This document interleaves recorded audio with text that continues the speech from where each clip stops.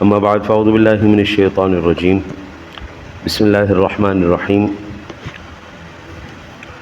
سترے کے لیے اگر اس کے پاس عصا ہے مگر نصب نہیں کر سکتا تو کھڑا کر کے مصلی کے آگے سے گزرنا جائز ہے، جبکہ اس کو اپنے ہاتھ سے چھوڑ کر گرنے سے پہلے گزر جائے۔ کوئی ڈنڈا ہے پاس اپنے، نمازی کھڑا ہے تو ایسے بندہ کھڑا کر لے، اس کو چھوڑ کے اس کے گرنے سے پہلے اگر گزر جائے، نصب نہیں کر سکتا تو اس سے گزر جائے تو گناہ گار نہیں ہوگا۔ فتاوی در مختار کے اندر اسی طرح موجود ہے۔ اگلی صف میں جگہ تھی، اسے خالی چھوڑ کر پیچھے کھڑا ہوا تو آنے والا شخص اس کی گردن پھلانگتا ہوا جا سکتا ہے تو اس نے اپنی حرمت اپنے آپ کھوئی۔ ہمیشہ نماز میں جب آپ تشریف لایا کریں تو ترتیب کے ساتھ بیٹھنا شروع کریں۔ پہلی صف میں جگہ موجود ہے تو پہلی صف میں بیٹھیں، پھر جب پہلی مکمل ہو جائے پھر دوسری میں تشریف لے جائیں۔ اب ہمارے ساتھی کیا کرتے ہیں، آتے تشریف لاتے نا جی، تو کوئی پہلی میں ہے، کوئی دوسری میں ہے، کوئی تیسری میں ہے، کوئی چوتھی میں ہے، کوئی پانچویں میں۔ اس ترتیب سے نہیں بیٹھتے کہ آئیں اور پہلے ہم پہلی صف مکمل کریں، حالانکہ پہلی صف میں زیادہ بیٹھنے کا ثواب ہے نا۔ اور پھر جب جماعت کھڑی ہو جاتی ہے پھر بھاگم دوڑ شروع ہو جاتا ہے پروگرام۔ اچھا جی، اس میں پھر بعض مرتبہ ایسا ہوتا ہے کہ صف میں جگہ خالی رہ جاتی ہے، اب صرف یہ ایک جو ہے نا تھوڑا سا اہتمام نہ کرنے کی وجہ سے اب پچھلے کھڑے میں پچھلے صف میں اگلی صف مکمل نہیں ہے تو اب پچھلا ساتھی تو اگلی صف مکمل کرنے کے لیے آ رہا ہے تو اس کی گردن کے اوپر سے پھلانگ کا آئے گا، کندھے کے اوپر پھلانگ۔ اس کو ہم عام روٹین میں بھی اچھا نہیں سمجھتے کہ یار ایک بندہ بیٹھا ہوا ہے، آپ اس کے اوپر سے پھلانگ کے آگے جا رہے ہو، کچھ خیال کرو۔ تو اب یہ حرمت اس نے خراب اس گزرنے والے نے تو نہیں کی نا، وہ جو وہاں پہ پیچھے بیٹھا ہوا ہے، جگہ آگے خالی ہے، اس نے تو اپنی حرمت خود پامال کی ہے، اس کو چاہیے تھا پہلی صف مکمل کرتا۔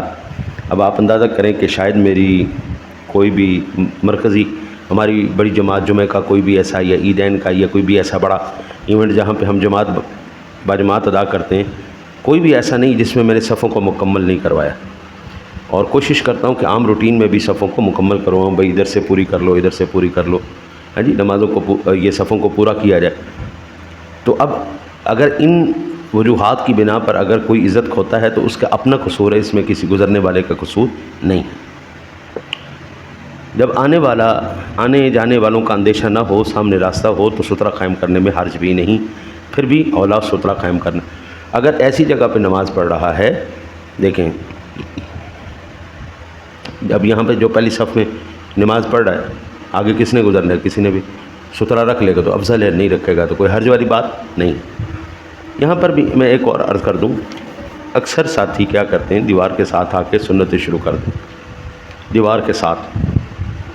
اب آگے سے کوئی نمازی گزر رہا ہے نا تو اس میں وہ گزرنے والا گناہ گار نہیں ہوگا، پڑھنے والا گناہ گار ہوگا، کیونکہ اس کو پتہ ہے آگے جگہ موجود ہے، آگے جگہ خالی ہے، تو آپ اگلی صف میں پڑھیے نا۔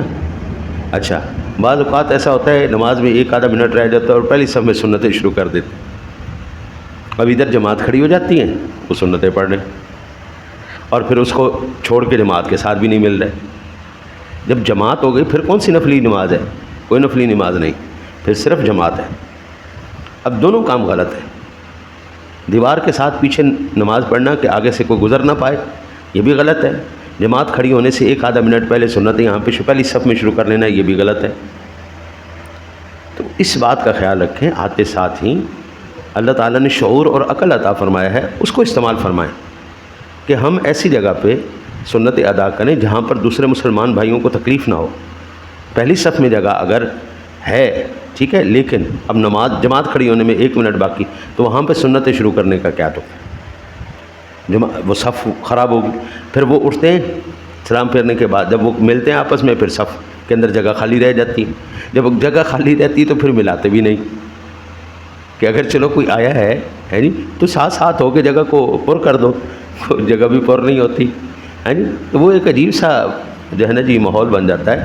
اس لیے ان چیزوں کو مد نظر رکھنا مصلی کی اولین ترجیحات میں ہے، نمازی کی اولین ترجیحات میں سے یہ ضروری، ٹھیک ہے جی۔ نمازی کے سامنے سترا نہیں اور کوئی شخص گزرنا چاہتا ہے یا سترا ہے مگر وہ شخص مصلی اور سترے کے درمیان سے گزرنا چاہتا ہے تو نمازی کو رخصت ہے کہ اسے گزرنے سے روکے. ٹھیک ہے جی. اگر کوئی آپ کے آگے سے گزرنا چاہتا ہے تو آپ سبحان اللہ کہہ کے یا چہرے کے ساتھ یا قرات کے ساتھ یا ہاتھ کر کے یا سر یا آنکھ کے اشارے سے منع کرے. اس سے زیادہ کی اجازت نہیں. مثلاً کپڑا پکڑ کے جھٹکنا یا مارنا بلکہ عمل کثیر ہو گیا تو نماز ہی جاتی رہی. فتاوی در مختار معرض المختار. ٹھیک ہے جی. بندہ نماز پڑھ رہے ہیں نا جی تو کوئی گزرنے لگے تو بندہ جو ذکر کر رہا ہے پڑھ رہا ہے وہ اونچا پڑھنا شروع کر دے. فاتح شریف پڑھ رہا ہے تو اونچی پڑھنا لگ جائے, قرات کر رہا ہے تو اونچی کرنے لگ جائے, ہے نہیں. تو جو بھی ذکر اذکار وہاں پہ ہو رہے ہیں اونچی کر دے تاکہ اگلے کو پتہ لگ جائے کہ یہ بندہ نماز کے اندر ہے.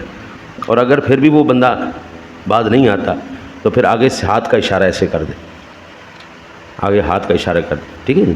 تو اگر پھر بھی باز نہیں آتا پھر اللہ تعالیٰ اس کو آپ جو ہے نا باز کر لے گا.